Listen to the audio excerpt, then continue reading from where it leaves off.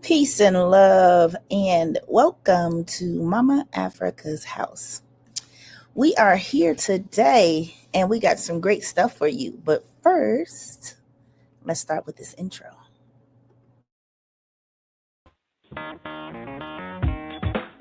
Women have the power to transform this world. We can end crime and violence if we all agree to do one thing: share. Let's share our wisdom, share our time, share our talents, share our finances, but most of all, let's share our love. This is the female solution. Welcome, everybody. We are here today, and we have a special guest to me. We have Mama Lotus Love joining us today. I am so grateful for this sister here. Has been in the healing community for a long time. And I am about to bring her on to us. Peace and love, Mama Lotus. How you feeling? I'm good. Peace and love. I am doing well. How are you today? I am good. So I'm excited because I like to tell you, you are one of my first mamas, my first spiritual mamas. We met, was that doing Hill is a Color? Mm-hmm. Hill is a Color. You was all magical and wonderful. And I was fresh on my spiritual journey and learning, and you were there as you have been for many people in the community. But I do want to start off first just by allowing you to introduce yourself and telling the people a little bit about you, which we can, talk about that for a few months. So let's condense that down to just a few minutes. If you could please just, tell the people about, just a brief summary of who you are and what you want to share. And then we'll go deeper into some other stuff because I know you're going to leave some stuff out. But go ahead, Mama. Hey, so I have many names, right? Lotus Love or Mama Lotus is one of my community names that I did not give myself. The community actually named me that. I'm a whole bunch of things. I'm a mom first and foremost. I'm a healer. I'm a Reiki master teacher. I practice three different systems. I'm a sound healer, life coach. I am a diviner, so I'm able to tap into what someone needs, their spiritual gifts, and provide them with some guidance. Um, I am also a yoga instructor. A lot of people didn't know that. Um, so there's that. I'm a dancer. Um, what else? Yes, I'm a body worker. So I do Asian body work with a focus on acupuncture and traditional Chinese medicine. I'm a herbalist. Um, I am a initiated priestess of Ifa, so I'm a Yanifa. Um, and what else? Just in general, an overall healer that will use all of my different gifts to um, guide the community, you know, but first guide myself and then others. Ashe. So you talked a little bit about Reiki. I feel like that's probably the first kind of introductions that we had. Well, not really, because we did the foot washing for the elders when we were doing the Healers of Color. Um, I appreciated you for that. You came with all your goods, and you've been doing healing and body work. Should say if we could add nails to that. Uh, Yes, you can. and you've been doing You that for can. years. Go ahead, Mama. Look, I was like, you can. I just had to show I was cute too. Period. Period. I know you've been doing nails, you've been doing feet.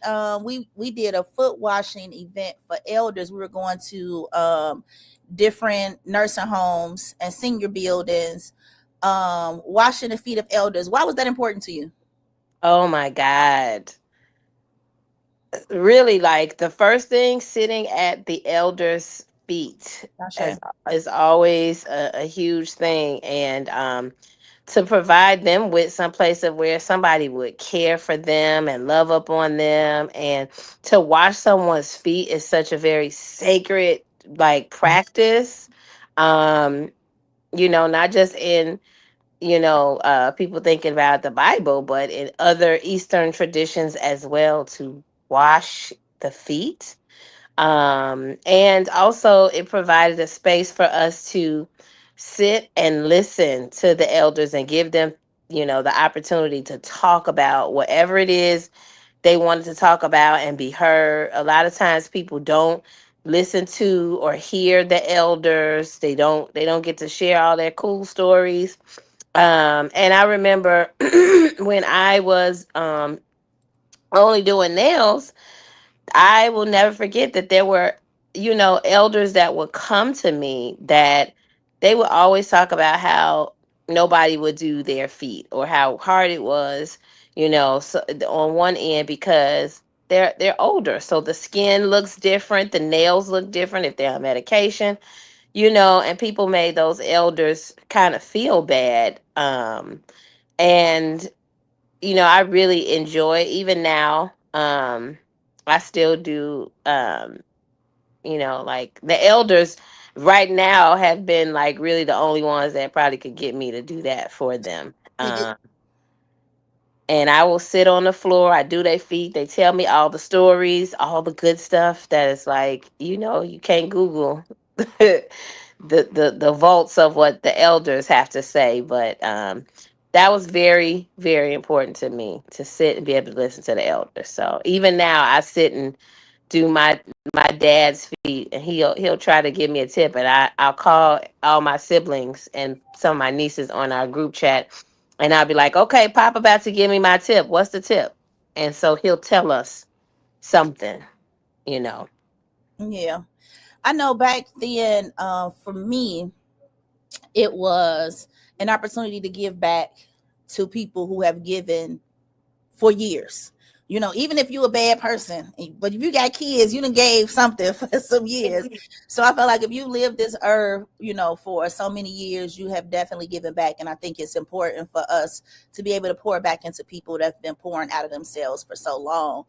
And like you said, that physical touch is very important for elders. So I was always very grateful to be able to be in a space of healing, which is kind of how we met. I started that journey of healing through Healers of Color retreat, where we Mhm. went to Black Oaks. And hey, there go Mama Sona on the line. We did the Black Oaks retreat. What were you doing at the Black Oaks retreat? We did the Healers of Color. I know we talked about modality. That was my first time hearing about modalities. Back then, what was that like? How many years ago was that? 15? I, I think about 15. Yeah, it was about 15 or 14 years ago. Hmm. And you were there doing Reiki, healing people. I think we was there to doing Reiki 3, 4 o'clock in the morning. You were servicing everybody. You want to Yeah. talk a little bit about how did you become a part of the Healers of Color? I guess I could say a little quick background about the Healers of Color is a space where the healers came to be healed. That was the idea. We had a great idea, but because we healers, we give too much, which was one of the things you were doing at the retreat.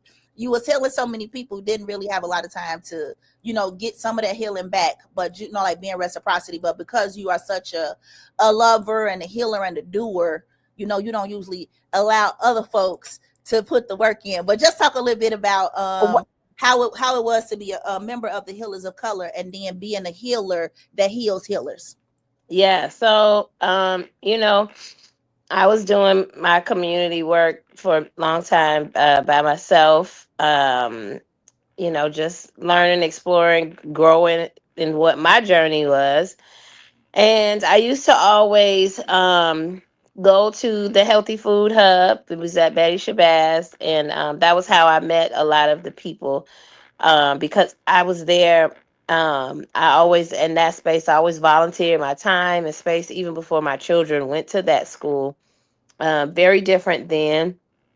Um, and that's how I started meeting a lot of the people. And I had gotten invited, to be a part of the Healers of Color.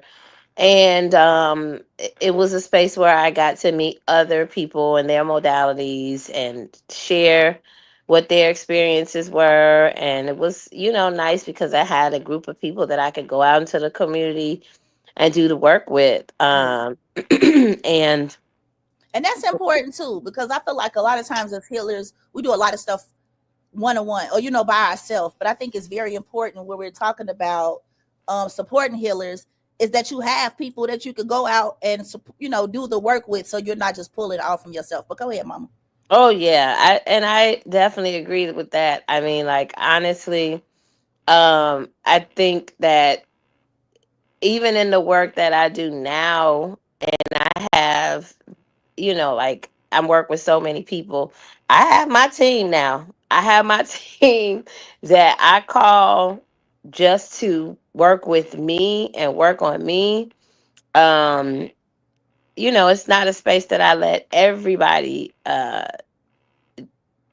do for me, because I know that, I'm not to say I'm a lot, but I got a lot that Yeah, that that you is a lot. You a lot and then some and some more of that. Okay. And ain't no I wrong with that. I think a lot of times, we try to dim our light for other people because other people can't handle the light. But let me tell you that, Mama Lotus, you have definitely been so many things to so many people in the community, that I feel like sometimes your light isn't able to, to be shined upon. And I fuss at you a lot about, like, girl, look, you do this and doing that. I feel like a lot of times in communities, they put a lot of emphasis on initiations or things like that, or rites of passage. But I can say that true, what do you call it? Titleships or whatever comes directly from the work that people do in the community. And you have definitely been doing work since before I've known you. You've been the mama to so many, help healing so many sisters within our community, and the brothers too. Don't get me wrong, because I see you behind the little brothers too. And they love Mama Lotus, Mama Lotus love. So I'm getting a little emotional. I'm trying not to be emotional.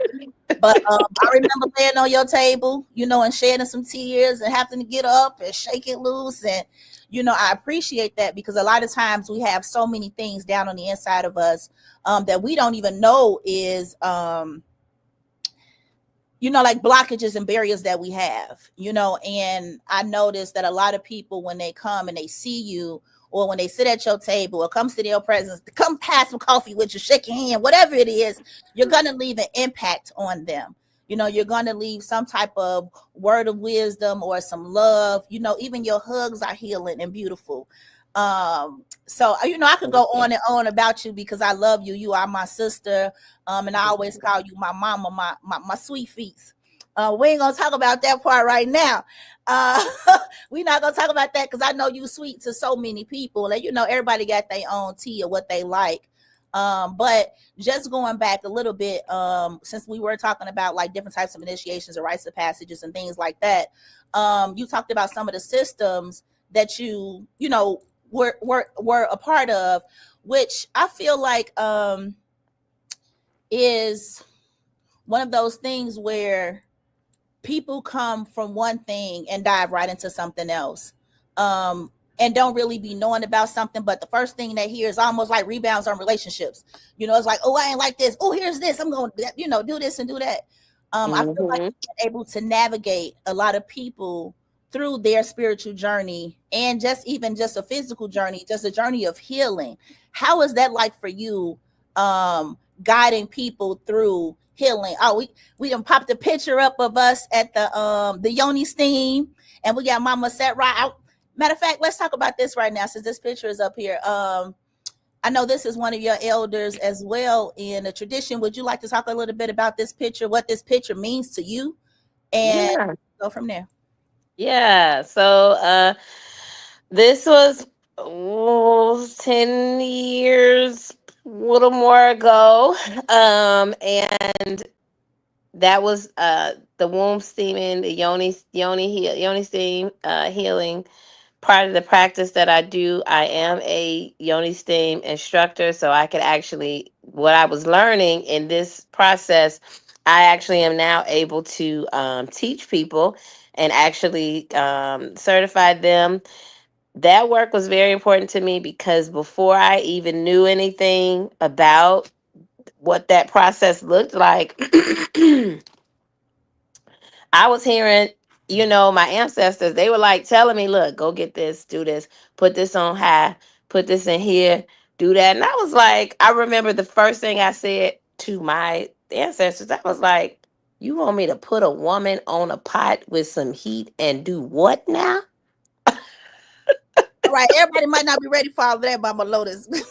I just, I'm But just, now, because some people who's watching may not understand what are you talking about. So when we talk about yoni steaming, what is that?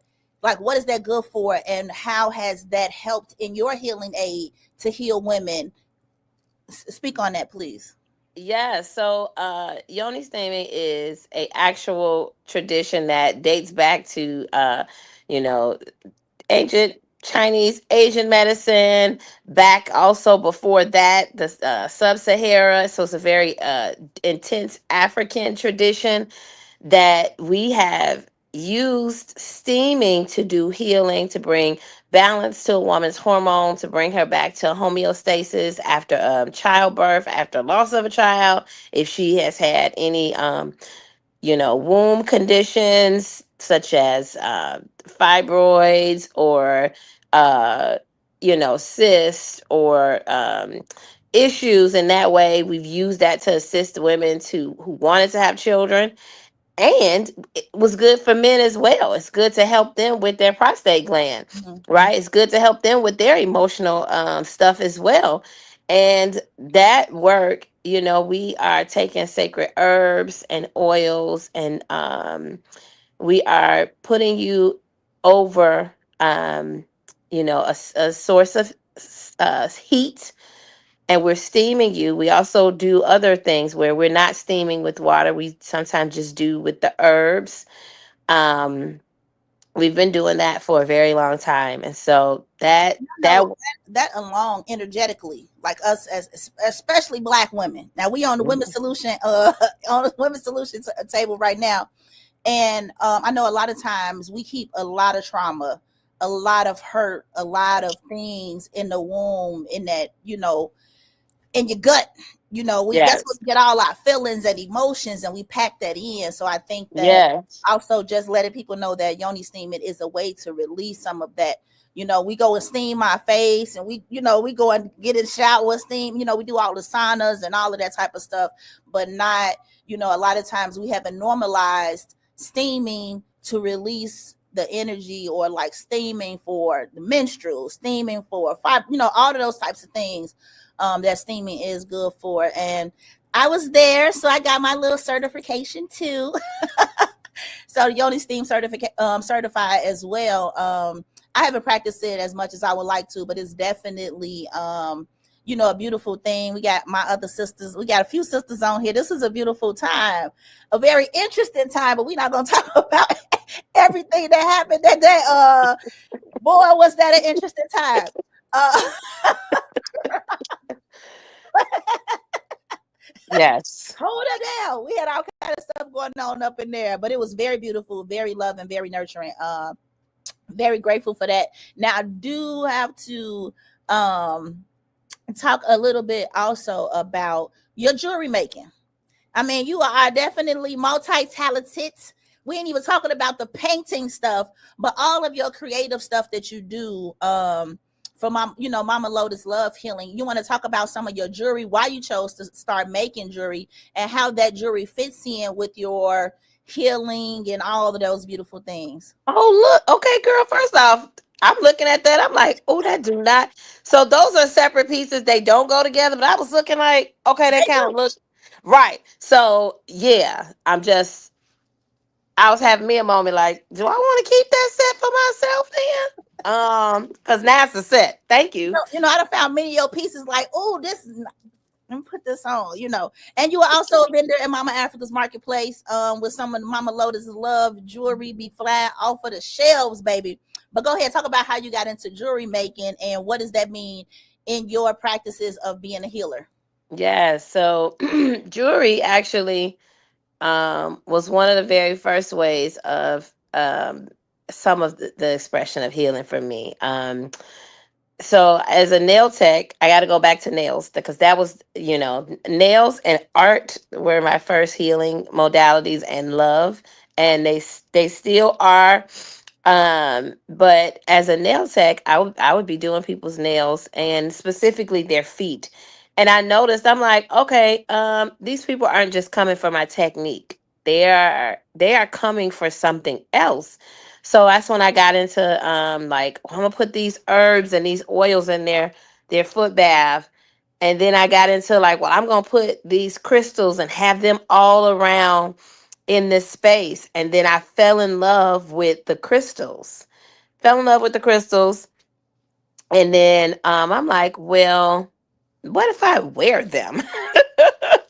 And that was actually how I got into jewelry making. I got into jewelry making because of my love of the crystals and the healing that they would do, and wanting to provide a space of where you could always have that healing until you didn't need them anymore. It wasn't, my jewelry was never just about, oh, that's beautiful. It was a way for me to channel healing through wearable art and wearable healing. And then, culturally for me, it made sense from some of my ancestors, right? Some of my ancestors are Edo people, and we were the brass makers, the mask makers, and we made art and wearable things like art. So when I'm making my jewelry, I just am literally channeling uh, all things healing, all things spirit. I'm selecting different stones to create different things for people. And oftentimes, when people choose jewelry from me, they're not like, I had a pair of earrings that I just recently made, and I shared them for like 2 seconds on Facebook, and I got like some messages. I want those earrings. They look like a snake. This is the year of the snake, and they were reading themselves from the jewelry. And so a lot of times I will do that, like when I'm at places and I have my jewelry, I have crystal books on my table for them so they can educate themselves. And also, I like to prove to people that you know more than you think you know. That's why Um, going into the crystals, since we veering off just a tad bit, we were talking about, I put it out there that we were going to be talking a little bit about crystal and crystal healing. So do you want to talk about the importance or some of the ways that we use crystals in healing specifically, or like a specific, what's your favorite crystal that you use? Like what's a multi-purpose crystal? Just talk a little bit about that. yeah. So, with crystal healing, it goes so many ways, but from being in the room with you, from wearing them, sometimes putting them in your pocket, being intentional with um, meditating with a crystal. Also, sometimes people use crystals to make elixirs. So some of them are safe enough where you can put them in some water, extract some essence from it for a little bit, take the crystal out, drink it. Now they have all kind of cute little cups where you can do that. And it's, like you can just Google where to find them. They're usually nice glass cups that have crystals in the middle for you. Um, you know, the other part is knowing that we always have whatever we need, and going past even needing the crystal's presence. When you know the essence and the energy of that crystal, if you want to channel that energy of having a rose quartz to just be love, then you are going to be able to call that spirit of that stone in, right? Because it is from the earth. So it's So not. some people get a little nervous when you say spirits. We want to say energy. We call it the energy. Can we? Yeah, we can say energy, and the thing is too, we also have to expand our mind, especially when you got something that you're nervous, about. That is actually you receiving a message of, hey, this is something I need to be cued into. Hey, this is something that God is trying to, or the Most High, created, divine, however you see him or her, whatever name you give, is trying to give you a message. And so, like, I always say, look at when something makes you nervous. I'm just doing that as nervous. Stop for a minute and go like, am I safe? Mhm. Are my nerves safe? Okay, they are. All right. So now let me breathe and let me get past trying to make my nerves be the facts, right? Because sometimes that be our biases, sometimes it's our background, and sometimes it's what we don't know. And it's okay. It's a good place. Fear, nervousness, it's a great place for you to learn from. But we'll say energy. But we'll say energy. And sometimes people get nervous about energy. They do. People get nervous about a lot of things, So especially things they don't know about. yes, and then this is why part of my journey I like to do is prove to you know more than what you think you know, because you just didn't have language for it. But we are spirit. We are. I So say. there are things that you just gonna know, period. Whether I taught you about it or not. But I say. um crystals are, um you can go digging for them. We used to have a lot of crystal mines here in Illinois, but they're all closed now. Oh, I didn't know that. I don't really know completely why they're closed now. Probably raping the soil and I that was what I that was what I thought. That was what I thought, because I'm like, well, maybe, but in my mind I'm going like, or if was the they hating on us? I That's don't know. possibility. But we do have to take a brief break for a commercial. Okay. So stay with us. We'll be right back. Okay. Hi, I'm Naima Latif, and if you're watching this, that means you're one of the 4.6 billion people from around the world who are using an electronic device to talk to people.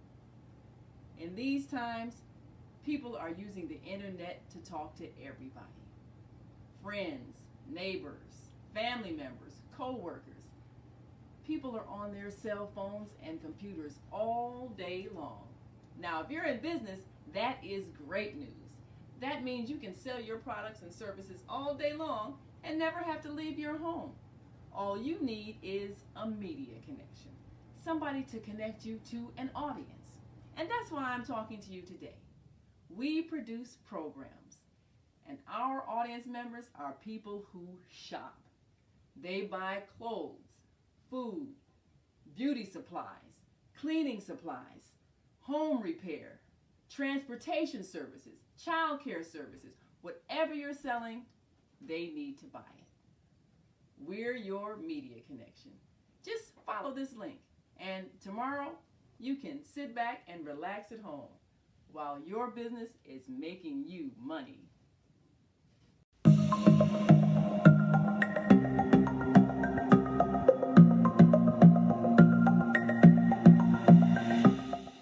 Hi, I'm Barbara. I'm Cheryl. And I'm Naima. We're three black moms. And in case you didn't notice the resemblance, we're also three sisters. We're going to be coming to you every week, sharing our successes and our mistakes as we navigate our lives as moms, wives, sisters, daughters, and of course, Black women in today's world. We'll talk about it all: race, politics, religion, economics, culture, and we'll take a look at everything from whether or not to use corporal punishment to how do you teach your children about sex. Look for our upcoming book, Growing Up Charles.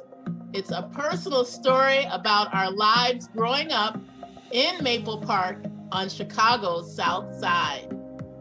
I'm Barbara. I'm Cheryl. And I'm Naima. We're three Black moms. Follow us on Facebook and subscribe to our YouTube channel, Three Black Moms.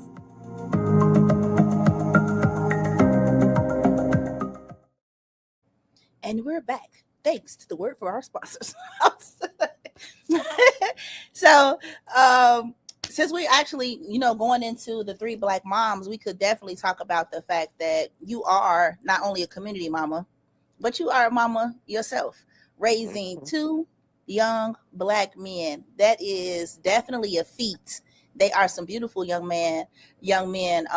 Would you like to talk a little bit about how it's being a mother and being a healer and being all of those things, but also taking time out personally for your family? Yes. So I believe in firstly, healing work is sure it's nice for you to learn how to do these things. And what I know is that a lot of healers are like, oh, I want to learn how to do this so I can help the community or make some money or feel powerful and have this title and do this and that. That's all cool, right? With time, those all of those things come, but it has to be for yourself first. And for me as a mom, I try to bring in all of my, healing things to the table whenever my children got something going on in their life, if they're not well, if they have, something going on with just being a young Black man, stressors and things that happen. I really try to mother them from a place of, I love them, but also like, yes, they my children, but they ain't mine. You know what I mean? So I'm remembering that they have their own personality, they have their own lives, they have their own thoughts around things, and I try to use that same spirit of let me hear my son out. Let me let them talk to me. Let me be rational. Let me not fly off the handle about certain things that, they go through. Let me use, like, okay, you got certifications and this and that and the third and mental health, first aid responder, blah, blah, blah. Those things. How do you bring that into the table when you're talking to your children? And I think that me doing my healing work has allowed me space as a mom to just kind of provide some grace for them and grace for myself when, as a mom, when I sometimes I don't know what I'm gonna do. I don't know how to do a thing because you never know what you have to go through and that you're faced with. But one thing I know is that I'll be safe, and I know that, I do the best that I can. And I tell my children that all the time, like when something is happening and I may not completely understand what's going on with them, but, I try my best to like listen to them, hear them out. And I'll just always remind them, like, look, I'm doing the best I can. Like, I know, right? I mean, it's definitely a challenge raising, you know, children. Definitely a challenge raising young men. And you're doing a wonderful job, Mama. They are very beautiful young men. Thank Strong you. community. They drumming, they doing all types of stuff. Definitely following in your footsteps and showing, all dedication and hard work that you poured into those beautiful young boys. So just wanted to say, congratulations to you for Thank you. showing up not only for the community, because a lot of people show up and then neglect things at home. So thank you for, raising these beautiful boys and having them in our community so that, when our other children get older, we know we got some young Black men out there that's doing some good stuff, that's been raised Yes. by somebody beautiful. Um, Now I also just wanted to talk a little bit about, I don't know if this is too much to go into, if you're ready to talk about this, but how did it feel to go through your initiation to become an Ianifa? Um, okay. Well, I will say that like I was preparing for 20 years for this.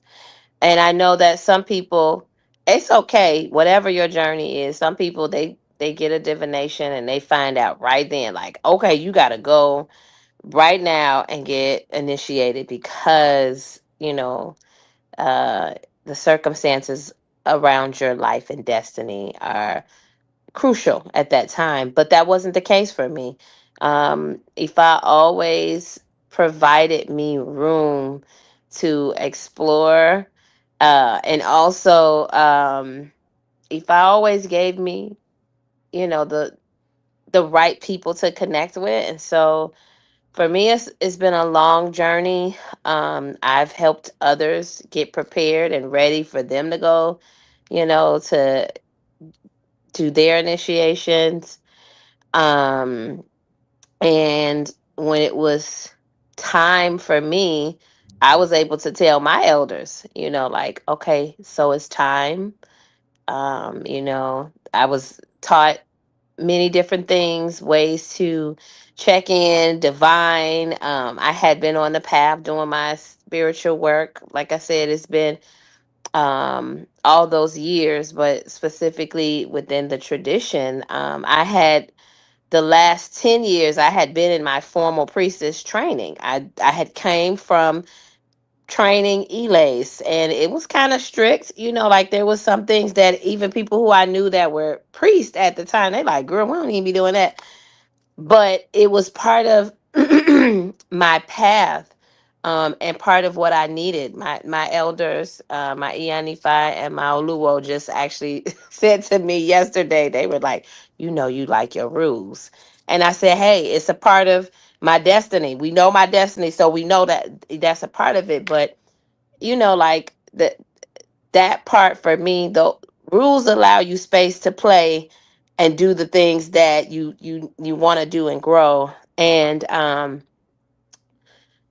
for me, my initiation process, because I didn't just go through it with myself. When my son and I 10 years ago got our hands of Ifa, we did that together, and we both got initiated together, as well. Just going back just a little bit, because again, we have some people here that does not necessarily know what it means. What is a hand of V5? You said 10 years ago you and your son got a hand of V5. What is a hand of V5? Yeah, so when you get completely initiated to your destiny, it's like you have two hands to handle your destiny. But when you're on the path before you get there, some people go straight to get initiated, some go and get a hand of Ifa. That's like having one hand handling your destiny. And in that process, you go through learning what is your purpose, because everybody chooses something and a reason to be here. When you come from, we'll say, the heavens, you have a story and a path, and most of your life you are going to be faced with all kinds of things, thoughts, and situations that are to steer you to that. And sometimes it may feel like you're going against the grain, because you are going against the grain of what you said you were going to do. Having a hand of Ifa, handling your own destiny, allows you the space to say very specific prayers for yourself, protection for yourself. It helps guide you on the path of how to fully handle your life and your purpose. I Um, think I think with a lot of folks that could be useful in so many different ways. yeah, Um, I think, like, I'm saying that to say, like, not so much just any fire, but throughout our lives. Mostly in a lot of different traditions, and not even African, but across the world. You have points in your life where you do certain things to help you to go on that path. I feel like a lot of times we have some of those things in African Americans, but I feel like a lot of other places pour more into that, and it's very specific about how they guide their families or children or themselves through that process. I know that also it comes along with taboos, things to stay away from, things not to do, things to do. I am specifically grateful about a lot of the taboos I received as I've been also on a journey, as well as, being initiated to EFI and EINFI as well, was, getting my life in order. You know, I've been there, done that, been around the world and not, yeah, yeah, yeah. I done found myself, but and still also, in that, and EFI has been a great tool in doing that, and having um my destiny revealed to reveal itself, and not even just through words, but the expression of even like Mama Africa's Marketplace. I was initiated 4 years ago, actually this month, and then I came back and I had Mama Africa's Marketplace the very next month without even intentionally, trying to do it. So just opening up those doors. Sometimes I like to use initiation as a door opener. You know what I'm saying? Like, you've opened this up, you've opened that up, you seeing things clearer. You've put yourself in a position to be able to go into the next phase of your life with some type of protections and acts. So how did well, you kind of fairly a little bit new, even though you've been doing it for a long time, but how has that how have you seen that manifest or help your life since becoming initiated, having your hand to be fire, like those spiritual rites and the rituals that you had to do in order to help yourself get on your path and your destiny? How has that I guess I can say change your life? Yeah.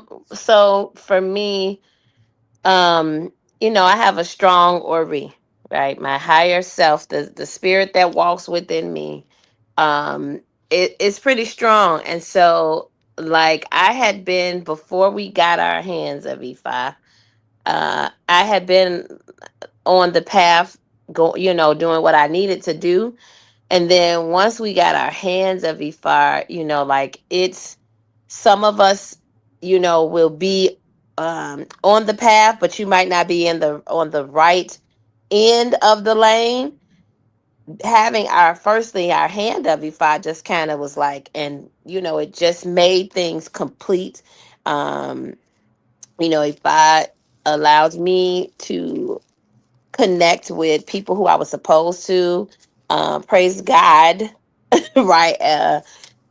For that, because um, it allowed me even more opportunities to do my community work. So it let me have a different, like, focus. It's a difference between being accurate and precise, right? And IFA provided space for that, and um, being able to not just change my life in that way, but yes, help with my son, one of my sons, and having if I also, you know, there were times that when I think of my children in particular, um, one of my sons almost died. He almost died. He had something happened to him, and having a fire protected him and saved him. And that was life changing because I wasn't ready for my son to go, right, at that time. um and not only that, I was actually reading something that a priestess Anianifa, she spoke about how, like, she did a divination for somebody and Iku, death, came up, and how the person didn't do the spiritual work that was advised of them and what happened to them. And I thought about for myself, you know, before getting initiated, but at that time I had my hand to be fast still. Me being able to have the tools to be able to tap into my destiny and what was going on in my life at that time, um, it actually saved my life because I had that come up for me, and I was able to like physically, not only just on the mat, be able to see that, but I was able to physically in real time, in real life, be able to count all the times that you know that was occurring, death was trying to come around. And I was so thankful for the prayers and thankful for the spiritual work and the rites of passages and everything that I had gone through, because then I got to watch it save my life. And now going through being initiated, like I will say that for me, because I was on the path and doing the things, it just added another level of protection and concentration in the energy. But because I was already walking in the space and I was already willing, it just I didn't go like a lot of people who they didn't know, or they didn't want to be initiated, or it was hard for them to go through some of those. I don't call them taboos. I call them guidelines. It was hard for them. And for me, both me and my son, when we, got a lot of those things, we were just kind of like, not to say it didn't phase us, because But we you had were, already been on the path. You had already been doing the work. You had already been there. So it was just like it was the icing on the cake, but the cake had already been there. So it did that. I because do. the elders Okay. really prepared me. And I'm thankful that having Ifa and having a strong Ori that led me to places where I was not getting scammed. And I also was patient with myself, and I never listened to anybody say things like, no, we should go leave you. No. Well, look, we ain't gonna get off. That's a whole nother show. But if you could, I would love to. If I do me no no. What's your Ifa name now? It sounds like a song though. Come on now, tell us what your name is and what it means. Girl. If I do me no no. Come on. Ifa do me ninu. Ashe. And what does that mean? Ifa brings me happiness. Ashe. Ashe. And so that isn't, for me, that is very, it's a constant reminder when folk acting up. I don't expect you to bring me happiness and joy and nice kind sweetness. If brings me that. And if So I within, so you always have it. You never can lose it. Nobody can ever take it away from you. yeah. So one more question, because we are coming to the end of this beautiful conversation. You have had a few different events here. The over the during Black History Month. This is one of the last events you had here at the shop. Could you tell us a little bit about why you chose this event, what it meant to you? Because the conversation was awesome. Now we got about 5 minutes to talk. So the conversation was a very beautiful conversation. It was a lot of beautiful sisters were here. Awesome dynamic women. And we did get a chance to cover a lot about, healing sisterhood in the Black community, and things like that. Since I've known you, you've been about this. So we could break it down very small to say, why did you choose this for Black History Month? And then just to kind of wrap things up so we can, begin to wrap things up, talk about how, how is that going to be going on in the future? Like the, event you're going to be having, probably can delve a little bit into how you were a doula, and all of those things. Gather all those things up in there if you can, and just tell us a little bit about healing our sisterhood. Yeah, so healing our sisterhood is very important to me because, oftentimes we're always looking at other people to blame for all of our things. And for me, I am a sister. So I'm thinking of me first and how does that connect to the rest of everyone and all the things in my world. And healing our sisterhood. If we have issues with our children, with our men, with our world, we have to always check in here first. And how are we interacting with each other? Like women always need women. Like, you could be a woman with a family and a husband and everything is all good, but you let something happen to you, it is your sisters that's going to come and help take care of the family while you are recouping, or even to just pour into you. And I find it where we have a lot of forgiveness towards other people, men, when they're going through stuff and they're doing things to us, but we don't do that with each other. And it's like healing our sisterhood and not competing with each other and not being in our ego about it. It allows us room to really expand, right, the world around us. And so if we're having these issues, relationship issues, um it affects our men, it affects our children, it affects our money, it affects the way the world views us.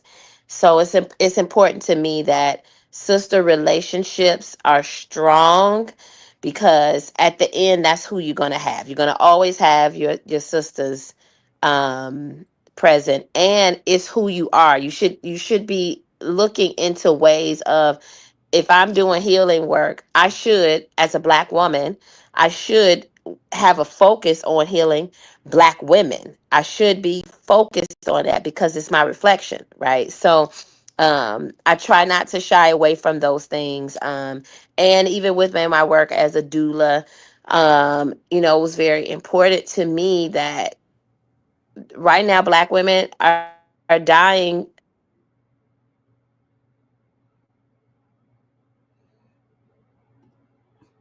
Okay, like we're having a little technical difficulties, but that is all right. I know Mama Lotus has been working with the Chicago Volunteer Doulas and a lot of other different types of organizations Can you hear where me? doula work is very important. Yes, we got you back, Mama. Go ahead. You can finish. Can you hear me? Yes, ma'am. We can hear you. Can you hear us? Oh, but I can't hear you. Wait a minute. Something happened. A call came through, That's all and right. now, okay, what about now? Yep, we can hear you if you can hear us.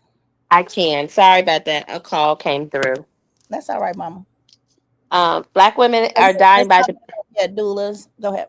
yeah, Black women are dying by the billions, and they're also not reporting those high infant mortality rates. And so for me, I thought about this work. How can I change that narrative to heal my sisters? I want babies to go home with Obama, and I want mamas to go home to a baby. So providing space of doulaship and um, helping people, women specifically, when you help your sisters, you help everybody, you know,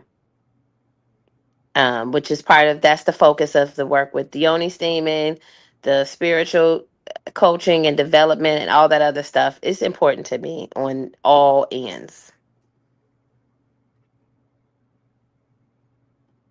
Ashe, Ashe. Um, what was I about? I'm sorry. I didn't threw my whole concentration off. Yeah, I think that like you were saying, you also had another event here. We have doula circles. And I was like, I'm not a doula. And you're like, have you ever done this? Have you ever done that? Have you been a part of birth? Have you given birth? Would you like to talk a little bit about that? How us as women can support women without the official certifications or trainings, to be able to have the title to say doulas, like we talked about earlier, people feeling like you have to do certain things in order to have rights to things that you already do naturally in your life. How do you encourage women to be able to support their sisters and cousins, aunties, friends, and sisters in birth work, and being able to acknowledge that we naturally are birth workers because we are birthers? Yes. Well, one of the things is to recognize that the word doula, it talks about us providing advocacy, emotional support to those that are giving birth. That's the basic bare minimum of what a doula is, right? doulas are not here to make medical decisions. We're not here to say, no, you should not take pain medicine. You should not get a C-section. We're not here for that. We're here for, how you doing? Your back hurting? Let me rub your feet. Let me get you some water. Let's provide comfort for the family while they're in the birthing space. A doula is somebody that is like, hey, um, like, could you please do this for this person? This is what they request during a birth. If you've been that person, you are already, yes, a doula. First off, to get your mind in that. Second off, there's a book I recommend that you read, which is The Birthing Partner. That is a great book to put you on the path.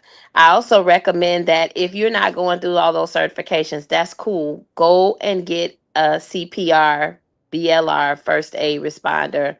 Uh, Go and get that piece of paper.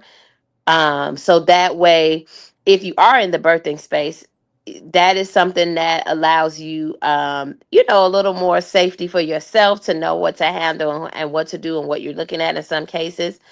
Um, Also, coming to I think we're saying March 30th, maybe the next one that we'll do at the store. Haven't figured that out yet. But come to the circle, because we're going to have classes where we're training you, and also connecting with you, because at the end of the day, what's happening in these birthing spaces and what's happening within our government, we're all affected. And you got elders who they not finna sit through, like I used to put people through several 30-hour a weekend, 10 hours a day training. Elders ain't finna do that. But they've been doing. They've been doing the work, so they know it's in us. And I don't want to cut you off, Mama Lotus. I'm Yes. gonna cut you off a little bit, but we got about 2 more minutes left in our segment. So I wanted to. We were talking about different events at the marketplace. I did want to ask you, how has the marketplace been helpful in supporting you as a healer? How's Mama Africa's Marketplace been able to do that? And just sharing briefly about Mama Africa's Marketplace in women. Okay. So it provides a space for people to come and gather, where they can feel safe. They can come and collect themselves. They can come, and if I'm doing a class about something, I can tell you, you need to go get some such and such and such, and they can go right into the marketplace and they can grab whatever the things is that I'm talking about. And I try to be strategic about that kind of stuff anyway. I like people to have access to stuff, right? Access and invest in themselves. And so, Mama Africa's Marketplace has been able to, it's been a space where I could do that. Give people access to me, invest in themselves, going to buy whatever the products are, or invest in time with what I'm trying to share with them. And it's been a place that is a safe holding space where you can grow and expand and be able to connect communities with. Oh wow, okay, I forgot about that. Well, we go close off right there, Mama Lotus. I want to say thank you so much for all you have done for our community, all you continue to do.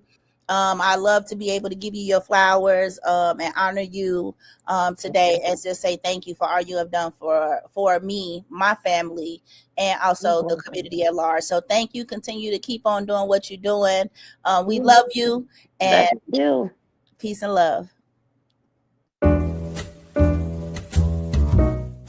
We've come to the end of our show today. If you missed any broadcasts, go to our website for the audio and video archives at www.thefemalesolution.com. On behalf of our team of radio hosts, I'd like to thank all of you who participated in today's discussions. And to our global family joining us from all around the world, we say thank you. To our family in China, xie xie. India, zhanyavad. Japan, arigato. Korea, kamsamnida. Russia, spasiba. Germany, danke. Poland, dziękuję. France, merci. Spain, gracias. Italy, grazie. Egypt, shukran. Ghana, madasi. Nigeria, eshe. South Africa, ngiyabonga. Senegal, jaref. Kenya, Asante. Israel, Toda. Pakistan, Shukriya. Afghanistan, Tashakur. Saudi Arabia and Palestine, Shukran. Assalamu alaikum wa rahmatullahi wa barakatuhu. Thank you, and may peace be upon you and the mercy of God and God's blessings.